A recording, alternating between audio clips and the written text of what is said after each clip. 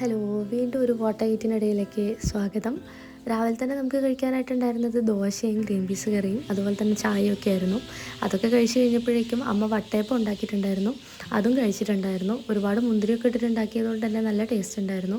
ഉച്ചയ്ക്ക് പനി ആയതുകൊണ്ട് തന്നെ ഞാൻ കഞ്ഞി കുടിക്കാൻ തീരുമാനിച്ചിട്ടുണ്ടായിരുന്നു. ഈ പ്ലാവില കാണുമ്പോൾ നിങ്ങൾ വിചാരിക്കും ഇത് എന്താണെന്ന്. ഇത് കുമ്പിൾ കുത്താൻ വേണ്ടിയിട്ട് ഞാൻ കൊണ്ടുവച്ചതാണ്. അതായത് ഇങ്ങനെ കുമ്പിൾ കുത്തിയിട്ട് കഞ്ഞി കുടിക്കാൻ എനിക്ക് ഭയങ്കര ഇഷ്ടമാണ്. ചെറുപ്പത്തിലെന്നും എൻ്റെ അച്ഛമ്മ കാണിച്ചു തന്നൊരു സംഭവമാണ്.